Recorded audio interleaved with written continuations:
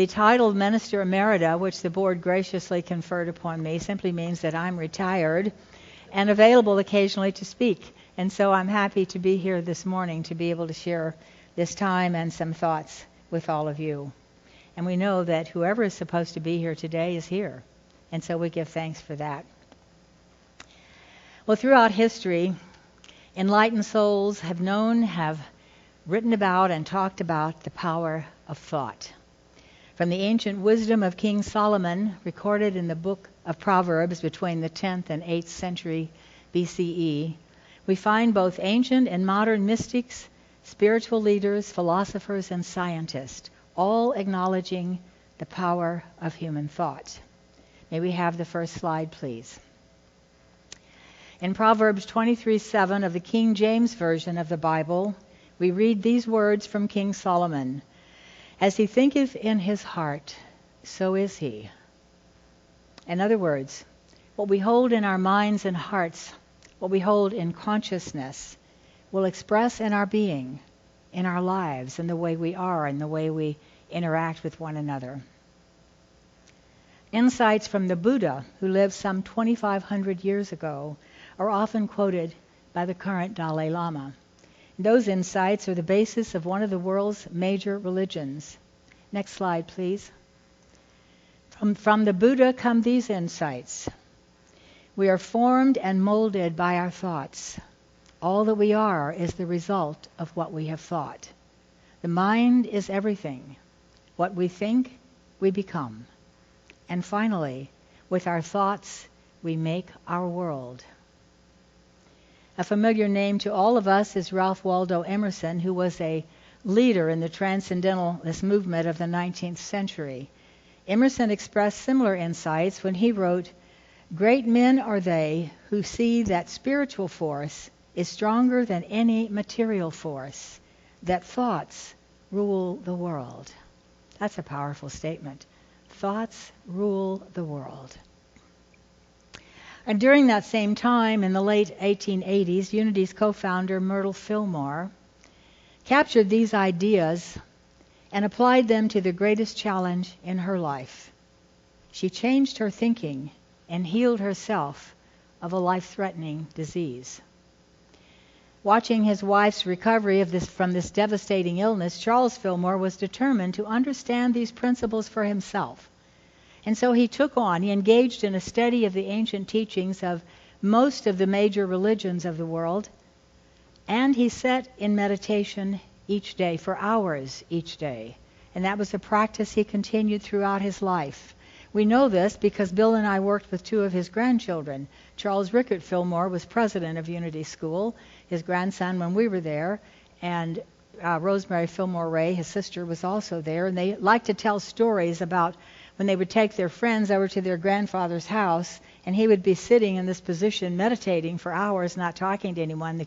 Their friends thought it was quite unusual and quite strange, and they always wanted to know what this old man was doing sitting over there.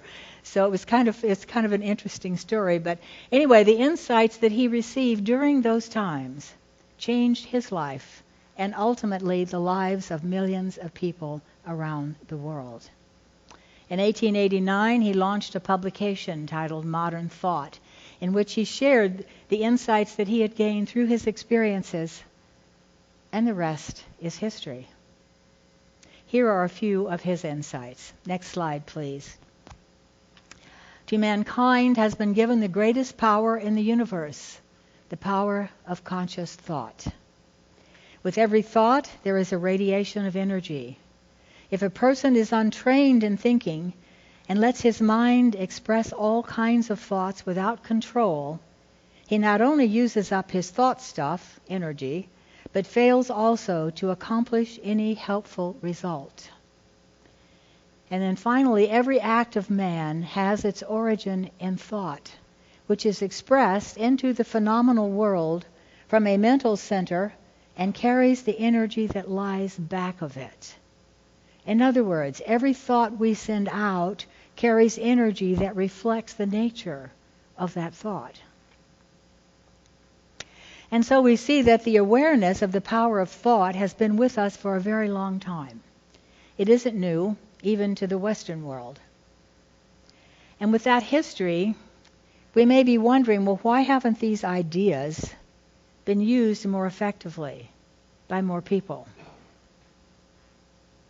Well, to understand how the awareness of the power of thought among the human family is expanding, we have to look beyond the spiritual communities and spiritual doctrines. So let's fast forward now to the 20th century. In the 1990s, a Japanese scientist and researcher, Dr. Masaru Emoto, demonstrated the power of thought by performing a series of experiments with water. Dr. Emoto reasoned that water could take on the resonance of the energy directed at it, and the molecular structure of the water would change depending on the nature of that energy, or the nature of the thoughts, or words, or visions. So he and his staff experimented by exposing water to words, thoughts, music, and prayer. The water was then frozen, so the crystal formations could be observed. Dr. Emoto did us all a great service by freezing that water, because it actually allows us now to see the changes in the water and according to the nature of the thoughts exposed to it. They hired a photographer to take pictures of the frozen crystals, and the results were nothing short of astounding, as you will see in just a moment. We're all visual. Most of us are visual people, and we want to see something. We want to be able to feel it and touch it and see it kind of before we want to buy into it or believe it. So Dr. Emoto helped us along this path by freezing that water into crystals. Now, I know some of you have seen these photos before, but it is such a powerful visual that I wanted to review it with you and to introduce it to any of you who haven't seen them before. And if you want to know more about this, you can go online, just Google his name, and you'll see the photos, or you can buy his book, which is titled The Hidden Messages in Water. So maybe have the first slide of the crystals, please, Debbie. All right, now you can't see the colors here, so I'll tell you what they are. The one on the left is a yellowy, gold, yellowy, brownish color. The darker part is a dark brown. Now that came about as a result of thoughts that were directed at it. The word Satan. The word Satan was directed. And if you could see the real photo, it looks like an evil eye. That's the feeling you get. The one on the right came about as a result of love. So you can see the huge difference in the energy directed at that water and how it expressed and froze once the crystals were frozen. Okay, let's look at the next slide. Now this one on the left, there are two slides here that go together. The top one, again, is a yellowy, brown, ugly kind of a conglomeration of holes and whatever. And that was lake water that was contaminated, had been contaminated for a long time. And then a group of monks prayed over that water. That's what they did. They just stood by the lake and prayed for it, prayed for the water, and the water literally changed. And this is the expression of the new water, the water that was cleared after prayer. Next slide, please. Oh, and this one on the right. Oh, the one on the right, the beautiful one on the right is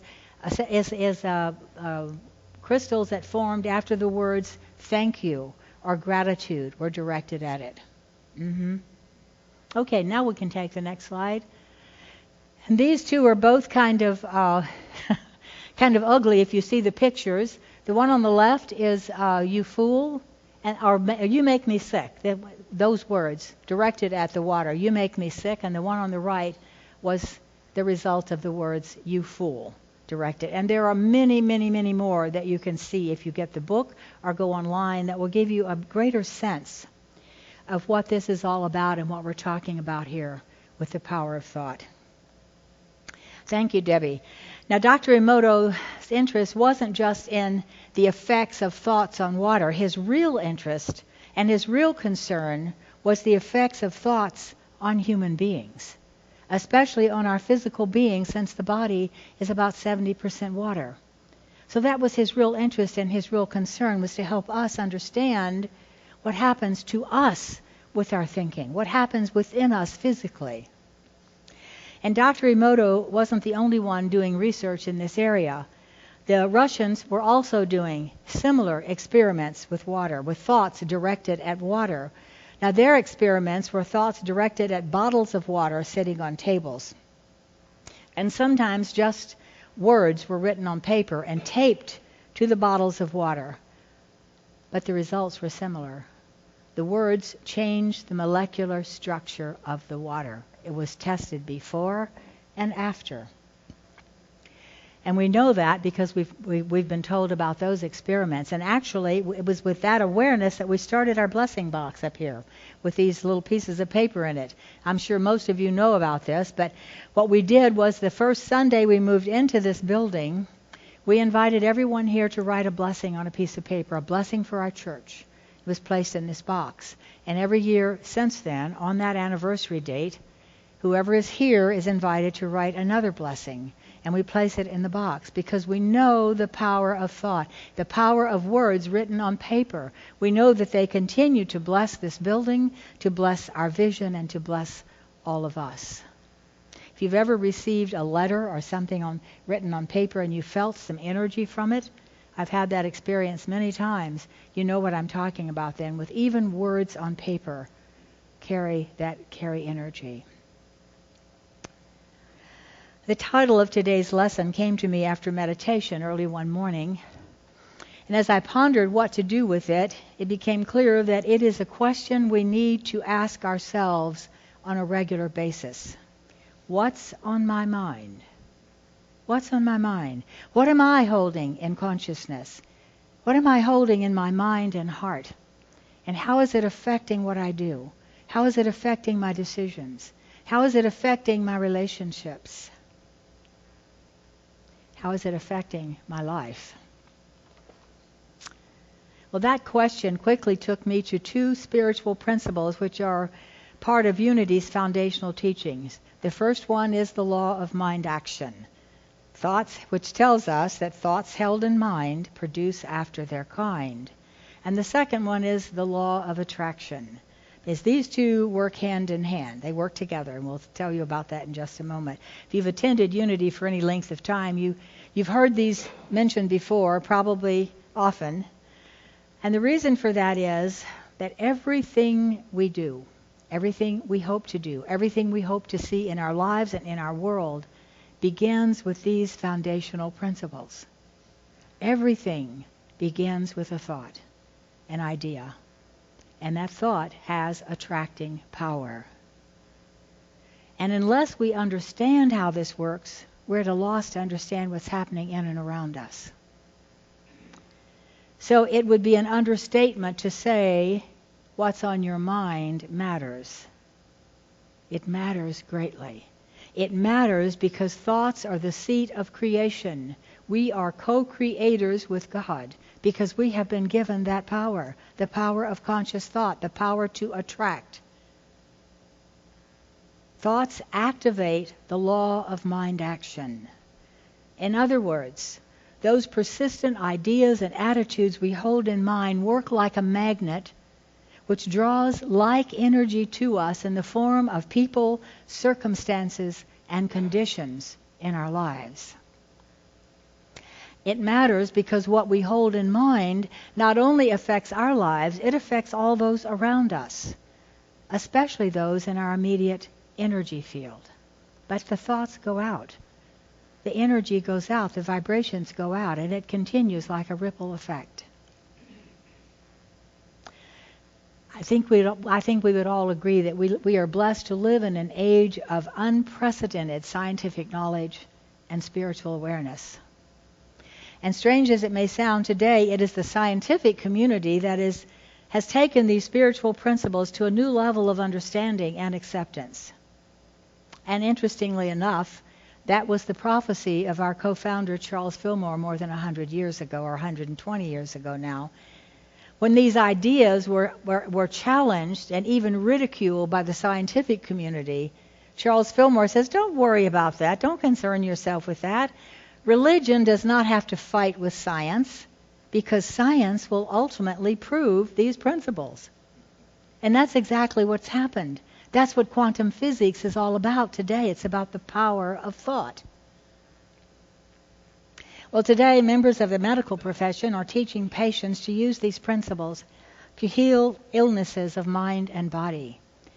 There is a specific approach that's been around now for about 20 years, been used, called mindfulness. It's not new, it's an ancient practice, but it has gained attention and acceptance in this country primarily due to its endorsement by members of the medical profession who have proven the health benefits of these practices, and particularly meditation.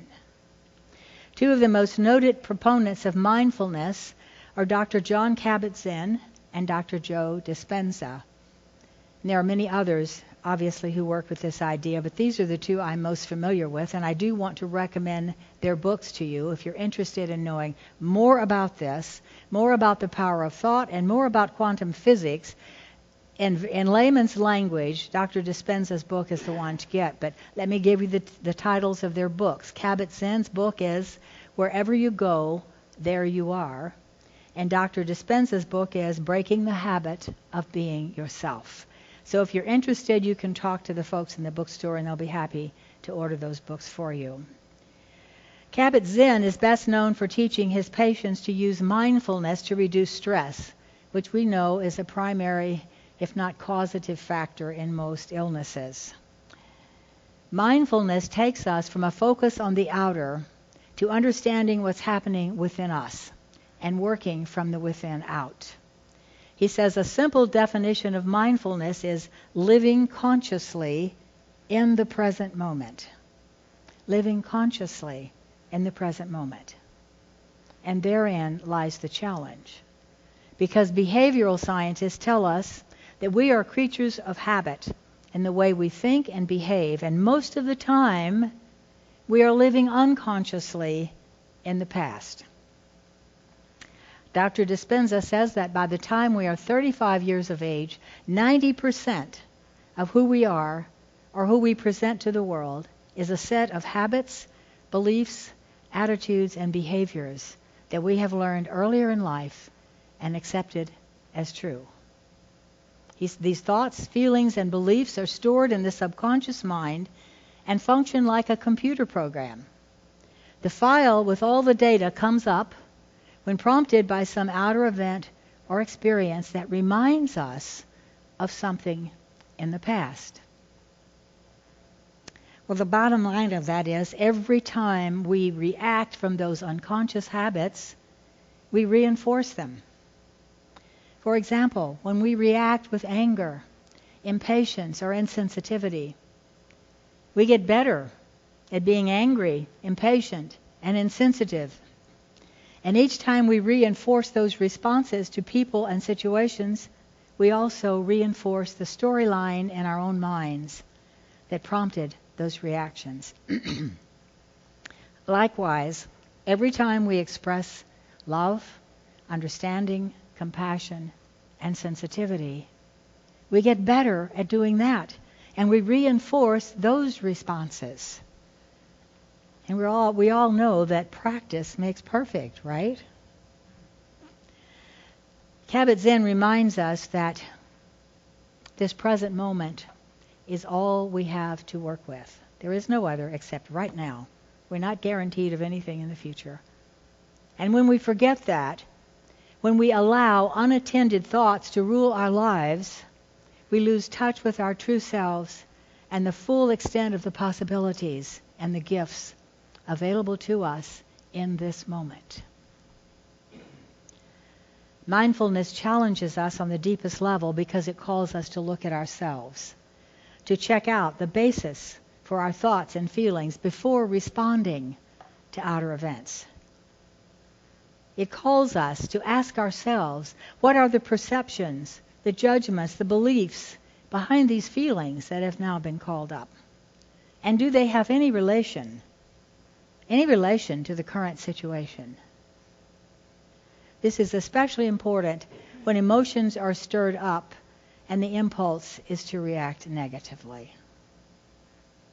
So the best thing we can do for ourselves and others is to establish a habit of taking time to check out what's on your mind. And then let your responses be a conscious choice. From his quiet time on Walden Pond, Henry David Thoreau wrote these words: "I went to the woods because I wished to live deliberately, to front only the essential facts of life and see if I could learn what it had to teach, and not when I came to die, discover I had not lived. For only that day dawns to which we are awake." Only that day dawns to which we are awake. In other words, we can only benefit from any experience when we're willing to engage it consciously. When we live unaware, we are not awake, and we're not able to receive the gifts inherent in the moment. And yes, there are gifts to receive, and there are gifts for us to give. Because we are here to participate in life, all of life, not just our own small circle of life. We are here to support life on this planet, all life, because all life is a creation of God. So mindfulness is choosing to live in the present moment from our highest state of mind. And this gives us both the power and the freedom to realize our own potential and fulfill our part in bringing forth greater good for humanity. There is another aspect of living mindfully. I struggled with whether or not to mention this today, but my guidance was to do it. So, another aspect of living mindfully, which the tragic events of the past weeks and months have brought into full focus for me, and I confess I had a hard time releasing the pain and sadness generated by these events. We know we live in a very complex world today. And whether or not we are personally involved, the energy expressed in those acts of violence in our country and other parts of the world have touched us all on a deep soul level. They occupied my mind until I was feeling the effects of it in my body and spirit. Perhaps you've had similar experiences. And I realized I was being drawn into something that isn't helpful or healthy, and I needed to change the focus of my thinking. For mindfulness not only calls us to be aware of what's going on inside of us, inside of our own mind and heart, it also calls us to be aware of what's going on around us. There is a dark energy being expressed in those acts of violence and violent statements by some individuals that add to that field of energy. And so we must be mindful not to be drawn into the anger, the suspicion, the mistrust that takes away our power by separating us from one another. We must be mindful not to support or add to that dark energy that's being perpetuated on our planet right now. As difficult as it is to see or hear the results of these violent acts against humanity, it is no accident that we are here at this moment in time. I am convinced of that. We are not here as observers. We are all here to participate in the evolution of human consciousness that's taking place right in our midst. We are here, all of us, in unity, and all other such groups that understand the power of thought. We are here because we do understand the power of thought. We know that what we hold in mind, we create. And we are here to add light energy that will dissipate that darkness. We are here to do our part to increase that field of energy. And last but not least, we are here because we have been summoned by Spirit to do this. And so here we are, standing here in Sunrise Beach, Missouri, wondering perhaps, what can I do? What can I do that will make a difference? That will really make a difference? Well, we've already talked about it for 25 minutes, the power of thought, for one thing. But there is an idea, a vision that is gaining momentum around the world. I've heard it from several world leaders, I've read it in a number of publications, the latest one being the recent issue of the Science of Mind magazine. And the vision is that we need to create a world that works for everyone. Let's create a world that works for everyone. And our part is to do what we can do right where we are. Living mindfully, then, we will focus our thoughts on a vision of a world that works for everyone. Whatever that means to you, we'll focus our thoughts on that vision. We'll hold that vision.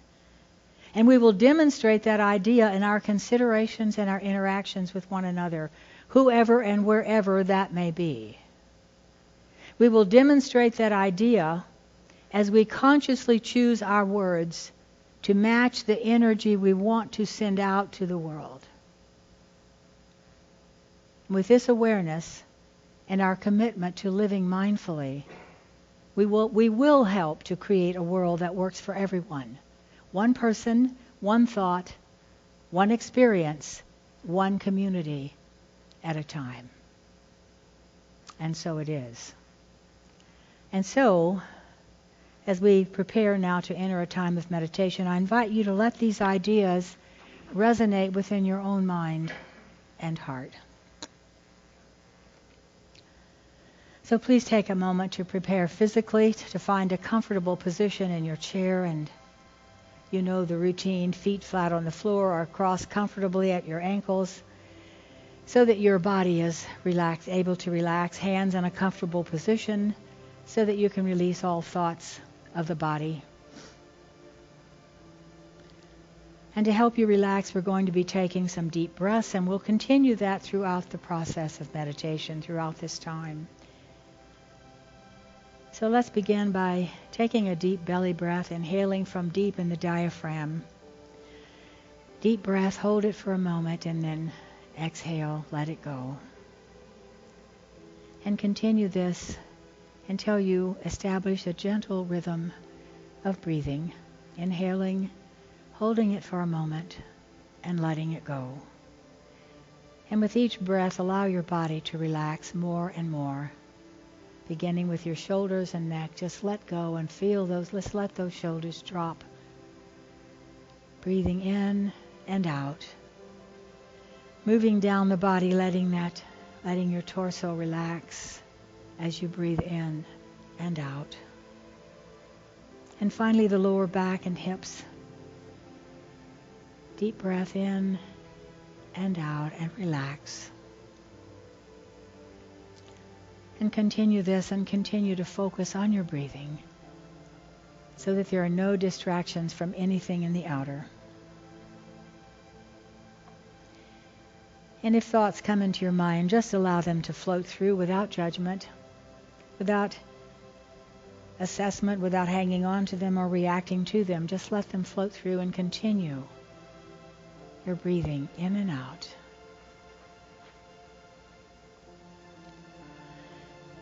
And now in this relaxed state, I invite you to hold a vision of a world that works for everyone. Whatever your vision is. We see people, all kinds of people, from all parts of the world, working together in a harmonious and joyful way. A world that works for everyone.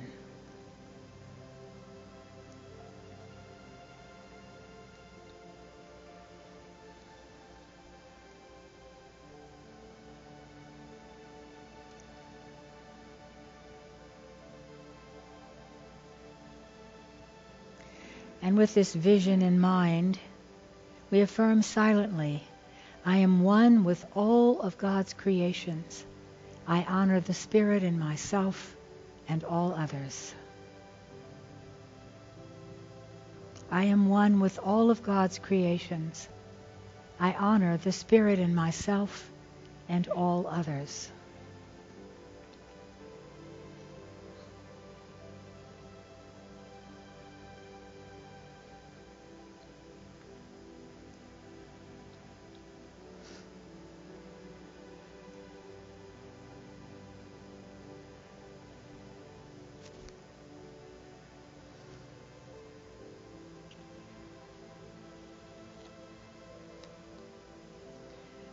My thoughts, words, and deeds reflect my awareness that what I do to the least of God's creatures, I do also to the Christ within myself. My thoughts, words, and deeds reflect my awareness that what I do to the least of God's creatures, I do also to the Christ within myself.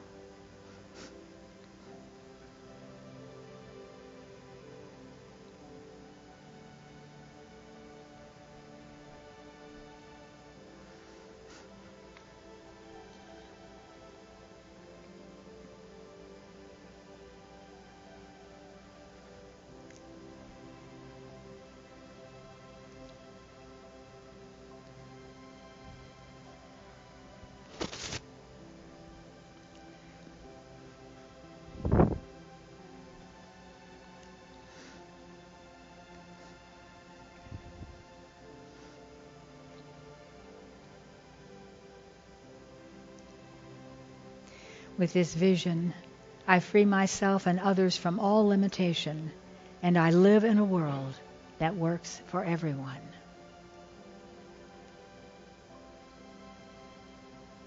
With this vision, I free myself and others from all limitation, and I live in a world that works for everyone. Thank you, God.